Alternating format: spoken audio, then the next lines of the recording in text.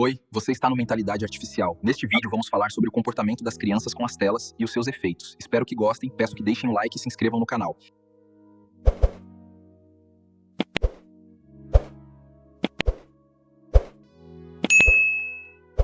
Olá!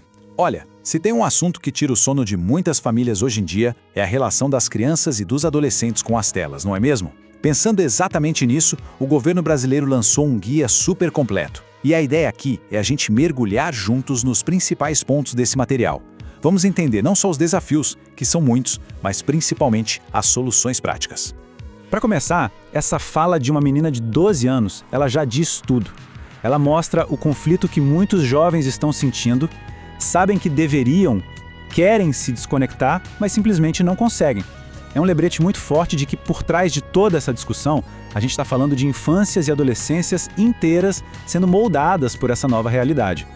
Então, como é que a gente chegou nesse ponto? Bom, precisamos olhar o contexto. A pandemia, claro, foi um acelerador gigantesco. Ela simplesmente jogou boa parte da nossa vida para o ambiente virtual. E com isso, o tempo de tela deixou de ser um problema de um ao de outro e virou um desafio central para quase todas as famílias. O guia traz uma analogia que eu achei genial. Pensa no mundo digital como se fosse o trânsito de uma cidade grande. É um lugar cheio de caminhos, de oportunidades, mas também cheio de perigos. E assim como a gente não deixa uma criança atravessar uma avenida movimentada sozinha, a ideia aqui não é proibir o acesso, é ensinar a atravessar com segurança. É sobre orientar e não excluir. E os riscos que a ciência aponta não são pouca coisa não. A gente está falando de possíveis atrasos no desenvolvimento do cérebro e da fala em crianças bem pequenas, de problemas de saúde física ligados à falta de movimento e, o que tem aparecido cada vez mais, impactos gigantescos na saúde mental, como ansiedade e depressão. As consequências são bem reais. Ok, para navegar nesse trânsito, a gente precisa entender como os veículos funcionam, certo? Então agora, vamos fazer o seguinte. Vamos abrir o capô das plataformas digitais para entender o que faz elas serem tão magnéticas. Primeiro, o básico do básico. O que são as plataformas digitais? São as redes sociais, os jogos, os apps de mensagem, enfim. Elas deixaram de ser só ferramentas para virar os lugares onde a gente vive. É onde a gente socializa, aprende, se diverte. E aqui está o pulo do gato. A maioria desses serviços é de graça, entre aspas. Mas como eles ganham rios de dinheiro? A resposta muda completamente o nosso jeito de olhar para isso. A moeda de troca, na verdade, são os nossos dados. É a nossa atenção. O tempo que passamos conectados é o que gera a receita para essas empresas. Isso funciona com um ciclo de engajamento que é, muito bem projetado. Começa com aquela notificação que cria uma sensação de urgência. Isso te leva para uma recompensa social, sabe? Aquela pequena injeção de prazer que uma curtida dá.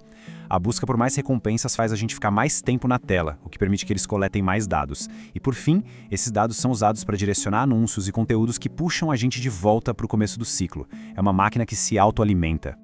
E o mais importante, nada disso é por acaso.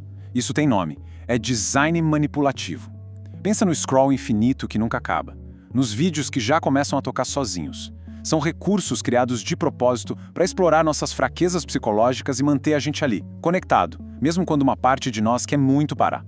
Agora que a gente já entende um pouco da mecânica por trás das telas, vamos mapear os perigos mais específicos que as crianças e os adolescentes encontram nesse ambiente. Dá pra gente dividir esses riscos em alguns grupos, sabe? Primeiro, a saúde física. Sedentarismo, má postura, sono de péssima qualidade. Depois vem a saúde mental com o aumento de casos de ansiedade e depressão. E claro, os riscos sociais. A exposição a todo tipo de conteúdo impróprio e a violências digitais como o cyberbullying e o discurso de ódio. E tem uma outra categoria de risco que é ainda mais pesado, que é a da exploração. Aqui, a vulnerabilidade das crianças e adolescentes viram um alvo. Isso vai desde crimes muito graves, como aliciamento e a sextorção, que é aquela chantagem feita com imagens íntimas, até golpes financeiros, roubo de identidade e uma publicidade cada vez mais agressiva e focada no público infantil. Ok, eu sei que o cenário parece assustador, mas calma. A ideia aqui não é entrar em pânico, é ter consciência para poder agir. Então, agora a gente vai sair do problema e ir direto para a solução. O guia traz recomendações muito práticas e diretas para as famílias. O ponto de partida é algo bem concreto: limites de tempo. Para crianças com menos de 2 anos, a recomendação é bem radical: tela zero. A única exceção são as videochamadas com a família. Dos 2 aos 5 anos, no máximo 1 hora por dia, e sempre com alguém junto. Dos 6 aos 10, esse tempo pode ir para 1 ou 2 horas. E para os adolescentes, de 11 a 17, o limite é de 2 a 3 horas por dia, com uma regra de ouro: nunca usar telas à noite para proteger o sono. E tem mais 2 regras que são de ouro e que valem para todo mundo, dos mais novos aos mais velhos. Primeira, nada de telas durante as refeições. Esse é um momento sagrado para a conexão familiar. E segunda, desconecta tudo, mas tudo mesmo, de 1 a 2 horas antes de dormir. Isso faz uma diferença brutal na qualidade do sono de todo mundo. E uma coisa super importante, essa não é uma ideia que surgiu do nada aqui no Brasil, viu? Essas recomendações, na verdade, fazem parte de um consenso global que vem se formando entre pediatras e especialistas do mundo todo. Olha só esse exemplo aqui para a faixa de 2 a 5 anos, que é uma fase crítica para o desenvolvimento do cérebro. Brasil, Canadá e Estados Unidos, a recomendação é a mesma. No máximo, 1 horinha por dia. Essa sintonia global mostra que isso não é uma questão de opinião. É uma diretriz baseada em muita ciência. Mas não é só sobre contar minutos no relógio, tá? A qualidade desse tempo na tela é o que mais importa. O guia sugere uma mediação ativa. Então, em vez do uso sozinha no quarto, que tal o uso coletivo na sala? Em vez de usar a tela como prêmio ou castigo, que tal definir os limites em uma conversa, em conjunto? E trocar aquele conteúdo passivo de só assistir por coisas que estimulem a criatividade, o aprendizado.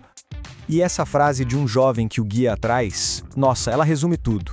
A ideia de desconectar para reconectar é exatamente sobre isso.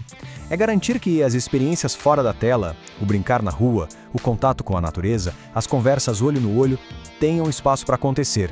Porque essas fases da vida, elas simplesmente não voltam. E fica aqui um ponto fundamental.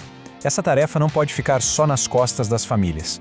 Criar um ambiente digital que seja saudável é uma responsabilidade que precisa ser compartilhada por toda a sociedade. Cada um tem sua parte nessa história. Começa em casa, claro, com as famílias mediando e principalmente dando exemplo. Passa pelas escolas, que precisam ensinar a usar a mídia de forma crítica. Chega nas empresas de tecnologia, que têm que projetar seus produtos já pensando na segurança.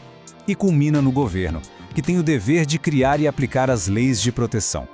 Porque no final das contas, o grande objetivo de todo esse esforço é um só: formar cidadãos digitais, pessoas que saibam usar a tecnologia de um jeito responsável, ético, seguro e crítico, que aproveitem as oportunidades incríveis que o digital oferece, mas que também saibam se proteger dos riscos. E para fechar, fica uma pergunta no ar para todo mundo pensar. Este guia é um mapa excelente, mas a caminhada a gente tem que fazer juntos. A questão que fica não é se a gente vai fazer algo, mas como vamos trabalhar, cada um na sua parte, para garantir que a tecnologia sirva ao desenvolvimento pleno da próxima geração. Você está no Mentalidade Artificial. Este é seu melhor lugar. Inscreva-se no canal para não perder os próximos conteúdos.